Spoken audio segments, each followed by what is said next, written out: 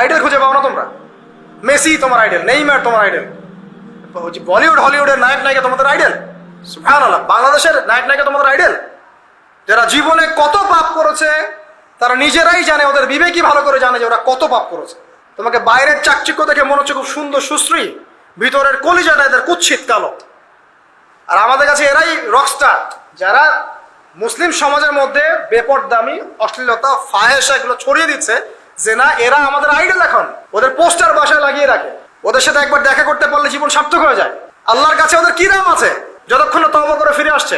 একজন ভ্যান চালক, একজন ইমানদার ভ্যান চালক, রিক্সা চালক যে 5 ওয়াক্ত নামাজ পড়ে, সে আল্লাহর কাছে ওর চেয়ে অনেক বেশি সম্মানিত। ওই ভ্যান চালকের কাছে কি অটোগ্রাফ নেন আপনি? রিক্সাওয়ালার কাছে কি অটোগ্রাফ নেন?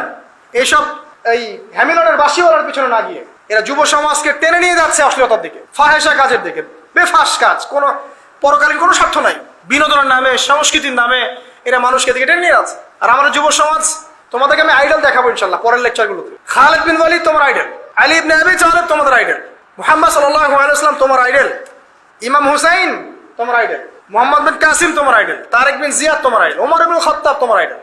আইডল খুঁজে পাও না তোমরা? তোমরা জীবনে আইডল খুঁজে পাও না? কাকে ফলো করবা? একজনের নাম বলবো, একজন অনলি, মুহাম্মদ সাল্লাল্লাহু আলাইহি ওয়াসাল্লামের পরে একজনের নাম যদি বলতে বলেন আমাকে, আলী রাদিয়াল্লাহু আনহুর জীবনী পড়ো যাও, আলী ইবনে আবি তালেব রাদিয়াল্লাহু আনহুর জীবনী পড়ো যাও, গিয়ে দেখো তোমার আইডল এখানে বসে আছে, লুকিয়ে আছে। তাদের আইডলের মধ্যে, তাদের মধ্যে ছিল ব্যক্তিত্ব, শৌর্যবীর্য, আনুগত্য, জ্ঞান, প্রজ্ঞা, দিন প্রতিষ্ঠার তামান্না, জিহাদ, এবং তারা বদর, উহুদ, খন্দক, খায়বার করেছেন। শেষ পর্যায়ে যখন তাদেরকে মৃত্যুবরণ করতে হয়েছে, তখনও তাদেরকে সামন থেকে কেউ আক্রমণ করতে পারে নাই, পিছন থেকে আক্রমণ করতে হয়েছে। বীরদেরকে কেউ সামন থেকে মারতে পারে না, পিছন থেকে মারতে পারে। আইডল খুঁজে পাও না তোমরা? মেসি তোমার আইডল, নেইমার তোমার আইডল, বলিউড হলিউডের নায়ক নায়িকা তোমাদের আইডল, সুবহানাল্লাহ, বাংলাদেশের নায়ক নায়িকা তোমাদের আইডল। যারা জীবনে কত পাপ করেছে তারা নিজেরাই জানে, ওদের বিবেকই ভালো করে জানে যে ওরা কত পাপ করেছে।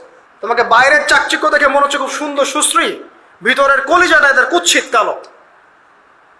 আলেম ওলামার কাছে এসে পড়ে থাকো, যারা বড় বড় ওলামায়ে কেরাম তাদের কাছে এসে পড়ে থাকো, তারা তোমাদেরকে পথ দেখাবে ইনশাআল্লাহ। আল্লাহ পাক বোঝার তৌফিক দান করুন। আমি আর লম্বা করছি না, শেষ করে দিচ্ছি ইনশাআল্লাহ। লেখাপড়া এবং ওয়ার্কের বিষয়গুলো বলছিলাম যে আমরা যারা লেখাপড়া করব, প্রফিটিক লাইফস্টাইল করতে হলে এবং প্রোডাক্টিভ মুসলিম হতে হলে লেখাপড়াটা করতে হবে আল্লাহ সন্তুষ্টির জন্য। চাকরি বাকরি, ব্যবসা বাণিজ্য যাই করে, কৃষিকাজ, সবকিছুর উদ্দেশ্য হবে কি? আল্লাহ সন্তুষ্টি অর্জন করা, এবং ওই ক্ষেত্রে সৎ থাকা, কাউকে না ঠকানো, মাপে কম না দেওয়া, দুর্নীতি না করা, ঘুষ না নেওয়া। তাহলে আপনার জীবনের প্রত্যেকটা কাজে কি হবে? ইবাদত হিসেবে গণ্য হবে ইনশাআল্লাহ তাআলা। শেষ করার আগে আমরা জোহরের ওয়াক্তে চলে আসছি। আপনি আপনার জব সেকশনে কাজ করছেন, নামাজের ওয়াক্ত হলো, নামাজ পড়ে নেবেন। আচ্ছা, নামাজের আগে আপনি 4 রাকাত সুন্নত পড়বেন, শেষে 2 রাকাত। চেষ্টা করবেন দিনে 12 রাকাত সুন্নত পড়ার জন্য।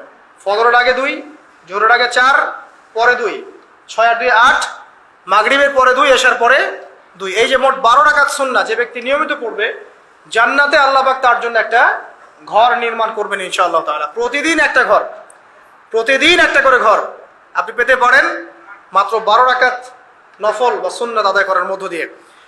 জোহরের ওয়াক্ত চলে আসলো, আমরা যেখানে থাকি, স্কুলে বা কলেজে, ইউনিভার্সিটিতে বা চাকরি ক্ষেত্রে, নামাজটা পড়ে নেব ইনশাআল্লাহ। এরপর আবার কাজে যান, কাজ করেন, লাঞ্চ করেন, খাওয়া দাওয়া করেন। আবার খাওয়ার সুন্নাহ ভুলে যাবেন না, 7 পেট না, 1 পেট খাওয়ার, 1 পেট পানি, 1 পেট ফাঁকা, এবং হাইজেনিক ফুড, ম্যানুফ্যাকচার না। তারপরে যান, রেস্ট করেন, কাইলুলা যেটাকে বলে, 1 থেকে 1.5 ঘন্টা রেস্ট করেন, ঘুমান। তারপর আপনি বিকেল সময়টা আবার আসরের নামাজ পড়েন, আপনার কর্মক্ষেত্রে কাজগুলো সারেন। সন্ধ্যায় আপনি আবার বাসায় ফিরে আসবেন। সন্ধ্যায় বাসায় ফিরে আসবেন, ফিরে আসার পরে মাগরিবের সালাত পড়লেন জামাতে। পড়ার পরে বিকেল টাইমটা, মাগরিবের আগে বিকেল টাইমটা আপনি ঘুরতে যান, পরিবারকে সময় দেন, বাচ্চাদেরকে সময় দেন, একটু দিনী ভাইদের সাথে বসেন, বা ওই সময় যদি কোনো হালাকা অ্যারেঞ্জ করা যায়, মসজিদ ভিত্তিক তালিমে বসেন, 2টা হাদিস পড়েন, কোরআন দার্স নেন, বা অনলাইনে কোনো লেকচার শুনেন, বা বই পড়েন, কিছু একটা করেন। আর পরিবারকে সময় দেন। পরিবারকে সময় দেওয়ার পর মাগরিবের ওয়াক্ত হয়ে যাওয়ার পরে, মাগরিবের নামাজ শেষ, ফজরের পর আপনি যে আমলগুলো করেছেন মাগরিবের পর, সেই আমলগুলো আবার করতে হবে, সেম কাজ। এভাবে করতে করতে দেখবেন 1 ঘন্টা চলে গেল। বাসায় গিয়ে আপনি পরিবারকে সময় দেন, আপনার অফিসের কাজ, হোমওয়ার্ক, স্কুলের কাজ, ইউনিভার্সিটির কাজ, এগুলো শেষ করেন। শেষ করার পরে আপনি রাতের খাবার খেয়ে নেন, খেয়ে নিয়ে আবার চলে আসেন মসজিদে, এশার নামাজ পড়েন, পড়ে বাসায় গিয়ে জাস্ট ঘুম। আর দেখা দেখি নাই। তখন আপনি আবার দেখবেন ফজর ওই 4টা 3টে উঠতে পারবেন, তাহাজ্জুদ পড়তে পারবেন, ফজর পড়তে পারবেন, আবার আপনার দিনটা লম্বা হবে ইনশাআল্লাহ।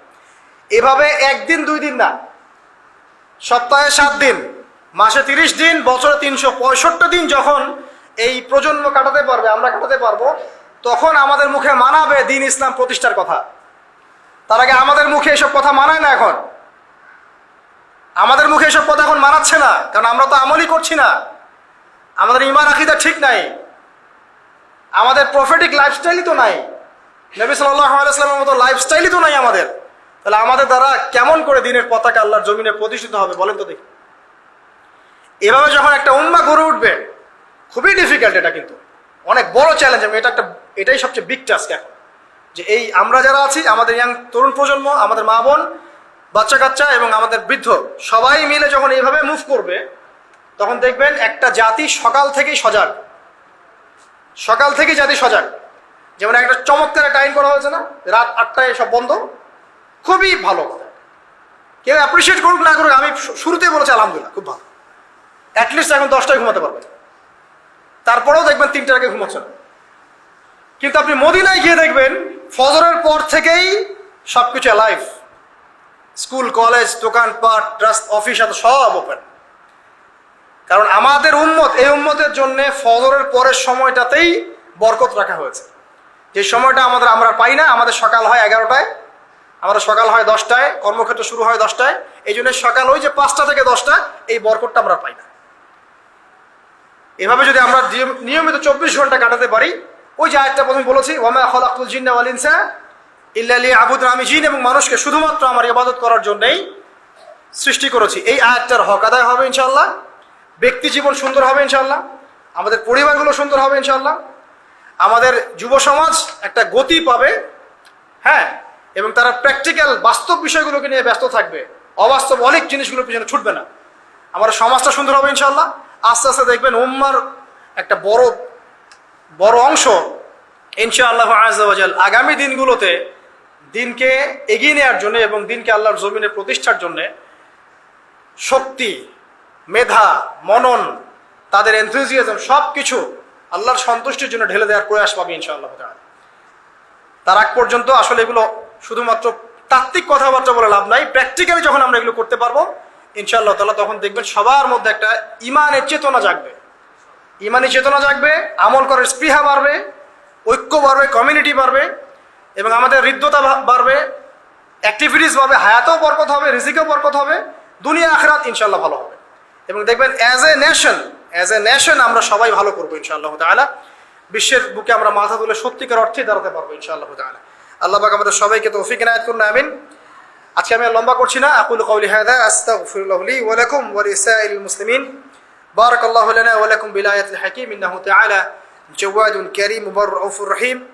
আমরা আজকে যে আলোচনা শুনলাম, আল্লাহ পাক সবার আগে আমাকে আমল করার তৌফিক দান করুন, অতঃপর আপনাদের সবাইকে আমল করার তৌফিক দান করুন, আমিন। যারা এই লেকচার শুনবেন তাদের সবাইকে আল্লাহ রাব্বুল আলামিন 24 ঘন্টার এই প্রফেটিক লাইফস্টাইল এবং প্রোডাক্টিভ মুসলিম হিসেবে নিজেকে প্রতিষ্ঠা করার তৌফিক আল্লাহ পাক সবাইকে এনায়েত করুন, আমিন। আল্লাহ পাক আমাদের তরুণ প্রজন্মকে কবুল করুন, তাদেরকে অশ্লীলতার পথ থেকে, ফাহেসা কাজকর্মের পথ থেকে, বিভ্রান্তের মতো জীবনের উদ্দেশ্যহীন একটা প্রজন্ম হয়ে যাওয়ার পথ থেকে আল্লাহ পাক হেফাজত করে আল্লাহ রাব্বুল আলামিনের তাওহীদ, তার দাসত্ব, তার ইবাদত, তার আনুগত্যের দিকে নিয়ে আসুন, আমিন। মুহাম্মদ সাল্লাল্লাহু আলাইহি ওয়াসাল্লামের যোগ্য উম্মাহ হিসেবে কবুল করুন, আমিন। আমাদের মা বোনদেরকে আল্লাহ পাক খাস পর্দা, সত্যিকার অর্থে পর্দা করার তৌফিক দান করুন। আল্লাহ রাব্বুল আলামিন আমাদের বাচ্চা কাচ্চা যারা আছে এদেরকে মুসলিমের মতো মুসলিম হিসেবে মানুষ করার তৌফিক দান করুন। আমাদের উম্মার মধ্যে আল্লাহ পাক ঐক্য দান করুন। একে অপরের হিংসা, বিদ্বেষ, গীবত, তহমত, কাদা ছড়াছড়ি যে অপসংস্কৃতি, এখান থেকে আল্লাহ পাক আমাদেরকে হেফাজত করুন, আমিন। পরিশেষে আমরা বলবো যে আল্লাহ পাক যাকে যেখানে দায়িত্ব দিয়েছেন সবাইকে সেখানেই দায়িত্ব সঠিকভাবে পালন করার তৌফিক ইনায়াত করুন, এবং আগামী দিনগুলোতে ইসলামের বিজয়ে আমাদেরকে ব্যক্তি, পরিবার, সমাজ এবং রাষ্ট্রীয় পর্যায় থেকে ভূমিকা রাখার তৌফিক দান করুন, আমিন।